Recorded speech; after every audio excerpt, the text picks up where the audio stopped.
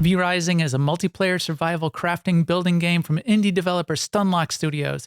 You play as a newly awakened vampire out to reclaim your dominion over the land, its people, and optionally other players in PvP modes.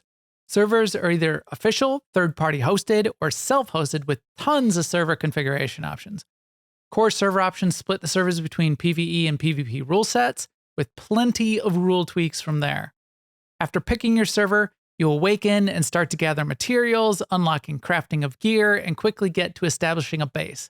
Wooden palisades in the early game quickly evolved to relatively complex castles with bonuses for specially configured rooms and advanced crafting tables unlocked along the way. Survival hazards include the need for blood, which feeds you but also buffs you depending on its quality and is pretty manageable. The sun, which kills really quickly during the day, forcing you to scurry from shadow to shadow, but feels satisfyingly dangerous while also being manageable. There's creatures like bears, wolves, spiders, undead, and other things that lurk in the dark. There's townsfolk who are decidedly anti-vampire, probably because you're constantly killing them, turning them into servants, or keeping them prisoner for their blood. And a long series of important bosses called V-Blood carriers that I'll get back to in a second.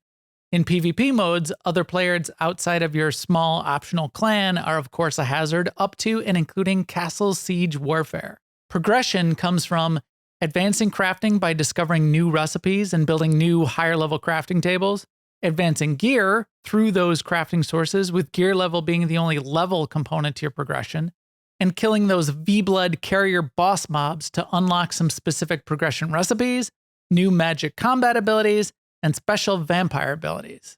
As of mid-2022, the game is in early access on Steam for $20 US, but it's very high quality, popular, and highly rated.